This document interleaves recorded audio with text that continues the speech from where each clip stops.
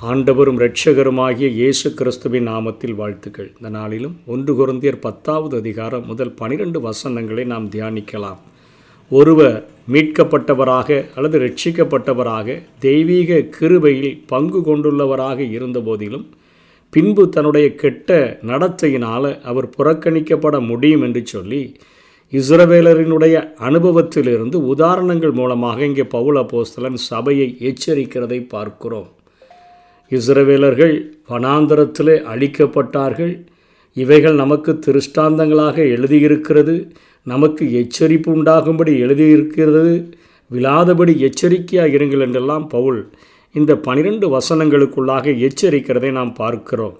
அதாவது யாக்கோபு 70 பேரோடு கூட அங்கே எகிப்து தேசத்துக்கு சென்று 430 வருடங்கள் கடந்த பின்பாக அவர் கிட்டத்தட்ட 20 லட்சம் புருஷர்களை கொண்ட ஒரு சபையாக மோசையினுடைய தலைமையின் கீழாக முழு தேசமும் இஸ்ரவேல் தேசமும் வெளியே புறப்பட்டு வந்த காரியத்திலிருந்து இங்கே பவுல் அப்போஸ்தலன் எழுத முற்படுகிறதை பார்க்கிறோம். அங்கே தொடங்குகிறார், இப்படி இருக்க என்று தொடங்குகிறதை பார்க்கிறோம். அதாவது இதற்கு முந்தின அதிகாரத்தின் 27வது வசனத்தில் தன்னுடைய சுய கட்டுப்பாட்டை சொல்லுகிறார்.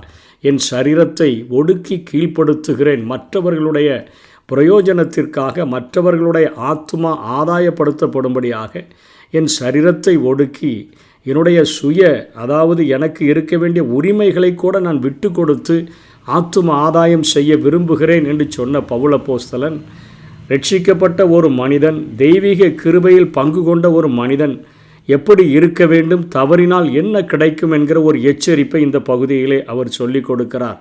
இப்படி இருக்க சகோதரரே, நீங்கள் எவைகளை அறிய வேண்டுமென்று இருக்கிறேன் என்றால், நம்முடைய பிதாக்கள் எல்லாரும் மேகத்துக்கு கீழாய் இருந்தார்கள். அதாவது இஸ்ரவேலின் முழு தேசமும் எகிப்திலிருந்து புறப்பட்ட அனைவருமே மேகத்துக்கு கீழாய் இருந்தார்கள். எல்லாரும் சமுத்திரத்தின் வழியாய் நடந்து வந்தார்கள் என்று சொல்லி எழுதுகிறார். எல்லாரும் மோசைக்குள்ளாக மேகத்தினால் சமுத்திரத்தினாலும் ஞானஸ்நானம் பண்ணப்பட்டார்கள் என்று எழுதுகிறதை நாம் பார்க்கிறோம்.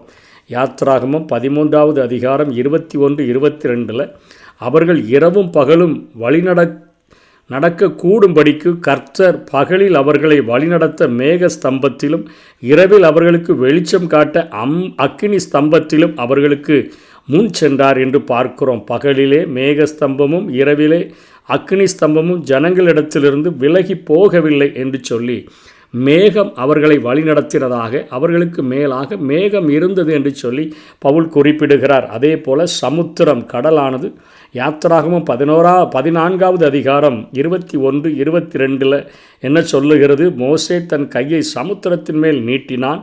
அப்பொழுது கர்த்தர் முழுவதும் பலத்த கீழ்காற்றினால் சமுத்திரம் ஒதுங்கும்படி செய்து அதை வறண்டு போக பண்ணினார். ஜலம் பிரிந்து போயிற்று. இஸ்ரவேல் புத்திரர் சமுத்திரத்தின் நடுவாக வெட்டாந்தரையில் கடந்து போனார்கள். அவர்கள் வலதுபுறத்திலும் அவர்கள் இடதுபுறத்திலும் ஜலம் அவர்களுக்கு மதிலாக நின்றது என்று பார்க்கிறோம். எகிப்தினுடைய பழைய வாழ்விலிருந்து மிகப்பெரிய ஒரு இடைவெளியை உண்டாக்கின காட்சியாக இருக்கிறபடியினாலே இதை பவுல் அப்போஸ்தலன் ஞான ஸ்நானத்துக்கு அடையாளமாக சொல்லுகிறார். எகிப்தின் அந்த அடிமைத்தன வாழ்க்கை பாவத்தின் அடிமைத்தன வாழ்க்கையோடு ஒப்பிடப்படுகிறபடியினாலே அந்த பழைய வாழ்க்கையிலிருந்து முழுமையாக ஆளுகையிலிருந்து விடுதலை செய்யப்பட்டு அங்கே மோசையினுடைய ஆளுகைக்குள்ளாக கொண்டு வரப்பட்டபடியினாலே அதை ஞான ஸ்நானத்திற்கு ஒப்பிட்டு மோசைக்குள்ளாக மேகத்தினாலும் சமுத்திரத்தினாலும் ஞான ஸ்நானம் பண்ணப்பட்டார்கள். மோசைக்குள்ளாக என்று சொன்னால் மோசையின் ஆளுகைக்கு கீழாக அவர்கள் கொண்டு வரப்பட்டார்கள். பழைய வாழ்க்கையிலிருந்து மிகப்பெரிய ஒரு இடைவெளியை அவர்கள் அடைந்து பரம கானானை நோக்கி நடத்தப்படுகிறதற்கு அவர்கள் மோசையின் கரத்தின் கீழ் கொடுக்கப்பட்டார்கள் என்று இங்கே பவுல் அப்போஸ்தலன் குறிப்பிடுகிறார். இன்றைக்கு நாம் கிறிஸ்துவினுடைய கரங்களின் கீழ் ஒப்பு கொடுக்கப்பட்டிருக்கிறோம். பரம கானானை சென்றடையும்படியாய் பரம கானானுக்கு நேராக கிறிஸ்து நம்மை வழிநடத்தக்கூடியவராக, சபைக்கு தலைவராக, நம்முடைய தலையாக அவர் இருக்கிறார் என்கிறதை நாம் வேதத்திலே பார்க்கிறோம். அதைத்தான் இங்கே கொரிந்து சபைக்கு எழுதுகிறார், மோசைக்குள்ளாக என்று சொல்லி. எல்லாரும் ஒரே ஞான போஜனத்தை புசித்தார்கள். எல்லாருக்கும் மன்னா கிடைத்தது. தேவதூதர்கள் சாப்பிடுகிற அந்த உணவானது அவர்களுக்கு கிடைத்தது. எல்லாரும் ஒரே ஞான பானத்தை குடித்தார்கள். என்ன சொல்லுகிறார்? அவர்கள் எல்லாரும் தேவனுடைய கிருபையை பெற்றிருந்தார்கள். தேவ ஜனங்கள் என்று எல்லாருமே அழைக்கப்பட்டார்கள். எல்லாருக்கும் தேவ கிருபையாக ஞான போஜனம் கிடைத்தது, ஞான பானம் கிடைத்தது. எல்லாரும் ஞான ஸ்நானம் பண்ணப்பட்டார்கள். எல்லாரும் பழைய வாழ்விலிருந்து வெளியே கொண்டு வரப்பட்டார்கள். அவர்கள் கூட சென்ற ஞான கண்மலையின் தண்ணீரை குடித்தார்கள். அந்த கண்மலை கிறிஸ்துவே என்று சொல்லுகிறார். இயற்கையாக கண்மலை கூட செல்லலை. கண்மலை அடித்த பின்பு அதிலிருந்து புறப்பட்ட தண்ணீர் ஆறாக ஓடினது. ஆனால் கிறிஸ்து அவர்களோடு கூட கடந்து சென்றார் என்பதை அந்த கண்மலை என்று சொல்லுகிற யெகோவாவை இங்கே கிறிஸ்துவுக்கு ஒப்பிட்டு பவுல் சொல்லுகிறதை பார்க்கிறோம். அதாவது கிறிஸ்து அவர்களோடு கூட கடந்து சென்றார் என்று சொல்லுகிறதை பார்க்கிறோம். அப்படி இருந்தும், அதாவது மேகஸ்தம்பத்தினால் அக்கினி ஸ்தம்பத்தினால் வழிநடத்தப்பட்டும் மோசேக்குள்ளாக ஞானஸ்நானம் பண்ணப்பட்டும் ஞான போஜனத்தை சாப்பிட்டும் ஞான பானத்தை குடித்தும், அதாவது தேவ கிருபையினால் முழுமையாக நிரப்பப்பட்டும் விசுவாசிகள் என்கிற பெயரை பெற்றும் ஆலயத்தில் நிலைத்திருந்தும் கூட, அப்படி இருந்தும் அவர்களில் அதிகமான பேர்களிடத்தில் தேவன் பிரியமாயிருந்ததில்லை. ஆதலால் வனாந்தரத்திலே அவர்கள் அழிக்கப்பட்டார்கள் என்று சொல்லுகிறதை பார்க்கிறோம். என்ன? அவர்களிடத்திலே 5 வகையான பாவங்கள் காணப்பட்டபடியினாலே சபையில் இருந்த போதிலும் கூட, சபையின் தலைவனுடைய கண்ட்ரோலில் இருந்த போதிலும் கூட, சபையாக நடந்து வந்த போதிலும் கூட, மேகஸ்தம்பமும் அக்கினி ஸ்தம்பமும் இரவும் பகலும் அவர்களை வழிநடத்தின போதிலும் கூட அவர்களிடத்தில் காணப்பட்ட பாவம் என்ன? அவர்கள் இச்சித்தது போல நாமும் பொல்லாங்கானவைகளை இச்சியாதபடிக்கு இவைகள் நமக்கு திருஷ்டாந்தங்களாய் இருக்கிறது, எச்சரிப்பாக நமக்கு கொடுக்கப்பட்டிருக்கிறது என்று சொல்லுகிறதை பார்க்கிறோம். 5 வகையான பாவங்கள். இச்சை தான் முதல் பாவமாக சொல்லுகிறார் கொலோசியர் 3:5. ஆகையால் விபச்சாரம், அசுத்தம், மோகம், துர் இச்சை, விக்கிரக ஆராதனை ஆகிய பொருளாசை ஆகிய இவைகளை பூமியில் உண்டு பண்ணுகிற உங்கள் அவயவங்களை அழித்து போடுங்கள். இதுதான் நம்முடைய இருதயத்தில் தங்க நம்ம இடம் கொடுக்கும் பொழுது கண்களினால் உண்டாகிற இச்சையினால் இவைகளை நம்முடைய இருதயத்தில் தங்க இடம் கொடுக்கும் பொழுது அது வேர் கொண்டு அது ஒரு பெரிய மரமாகி பாவத்தில் நம்மை தள்ளிவிடக்கூடியதாக இருக்கிறது. அவர்கள் இச்சித்தது போல நாமும் பொல்லாங்கானவைகளை இச்சியாதபடிக்கு, தீமையான காரியங்களை, தேவனுக்கு பிரியமில்லாத காரியங்களை நோக்காதபடிக்கு நாம் இருக்க வேண்டும் என்று சொல்லி இங்கே பவுல் முதலிலே எச்சரிக்கிறார். 2வது, ஜனங்கள் புசிக்கவும் குடிக்கவும் உட்கார்ந்து விளையாட எழுந்திருந்தார்கள் என்று எழுதியிருக்கிறபடி அவர்களில் சிலர் விக்கிரக ஆராதனைக்காரர் ஆனது போல நீங்களும் ஆகாதிருங்கள். எங்களை வழிநடத்தி வந்த மோசேக்கு என்னாயிற்றோ, எங்களுக்கு முன் செல்லும் தெய்வங்களை உண்டு பண்ணுங்கள் என்று சொல்லி அவர்கள் சொன்னபொழுது ஆரோன் கன்றுக்குட்டியை உண்டு பண்ணி கொடுக்க வேண்டியதாயிற்று.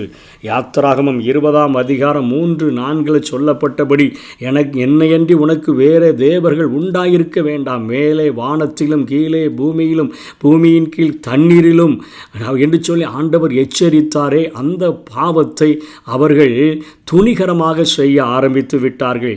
ஆண்டவருடைய மகிமையை இந்த பூமியிலே வாழுகிற விலங்குகளுக்கும் அல்லது ஒவ்வொரு பறவைகளுக்கும் இணையாக அதை மாற்றிவிட்டார்கள்.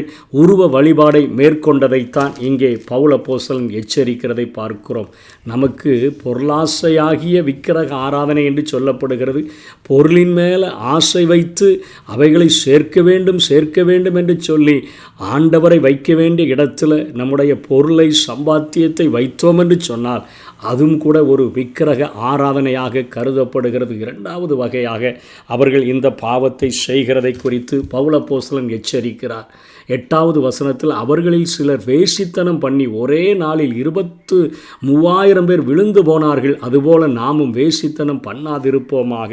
இதை என்னாகமம் புத்தகத்தில் எழுதியிருக்கிற பொழுது என்னாகமம் 25:1-9 வரையிலும் அவர்கள் விபச்சார பாவம் வேசித்தனம் பண்ணினார்கள். அதில் 24,000 பேர் மரித்தார்கள் என்று எழுதப்பட்டிருக்கிறது. இங்கே பவுல் 23 என்று சொல்லுகிறாரே. என்ன? ஒரு நாளில் 23,000, பின்பாக 1000 பேர் மரித்ததை மொத்தமாக என்னாகமம் 24,000 என்று சொல்லுகிறது. பவுல் அப்போஸ்தலன் ஒரு நாளிலே என்று சொல்லி இங்கே 23,000 என்று குறிப்பிடுகிறதை பார்க்கிறோம். அதனைத் தொடர்ந்து கிறிஸ்துவை பரீட்சை பார்த்து பாம்புகளால் அழிக்கப்பட்டார்கள், அதுபோல நாமும் கிறிஸ்துவை பரீட்சை பாராதிருப்போமாக என்று சொல்லப்பட்டிருக்கிறதை பார்க்கிறோம். என்னாகமம் 21:4-9 வரையிலும் நாம் பார்க்கிற அந்த பாவம் சாதாரணமாக இது நமக்கு தோன்றினாலும் கூட அவர்கள் இதை ஆண்டவருக்கு விரோதமாக செய்தார்கள், பரீட்சை பார்த்தார்கள். இயேசுவினிடத்தில் சத்துரு வந்து கேட்கும் பொழுதே, இந்த தேவாலயத்தின் உப்பரிகையிலிருந்து நீங்கள் கீழே குதியும், உம்முடைய தூதர்களுக்கு கட்டளையிடுவார், அவர்கள் உம்முடைய பாதம் கல்லில் இடராதபடிக்கு உம்முடைய பாதங்கள் அப்படியே தாங்கி கொண்டு செல்வார்கள் என்று சொன்ன பொழுது ஆண்டவராகிய இயேசு சொன்ன வார்த்தை, உன் தேவனாகிய கர்த்தரை பரீட்சை பாராதிருப்பாயாக. இன்றைக்கி நம்ம சாதாரணமாக சொல்கிறோம், நீர் தேவனானால், நீர் என்னை நேசிப்பவரானால், நீர் என்னை அங்கீகரிப்பவரானால் என இதை செய்யும் என்று சொல்லி அநேக காரியங்களை ஆண்டவரிடத்தில் பேசுகிறவர்களாக காணப்படுகிறோம். இந்த பாவத்தை ஆண்டவர் வெறுக்கிறவராக இருக்கிறார். இவைகள் நமக்கு எச்சரிப்பாக எழுதப்பட்டிருக்கிறது, எச்சரிப்பு உண்டாகும்படி எழுதப்பட்டிருக்கிறது. விழாதபடி, இந்த பாவங்களிலே விழாதபடிக்கு எச்சரிக்கையாக இருங்கள் என்று வசனம் 12 சொல்லுகிறது.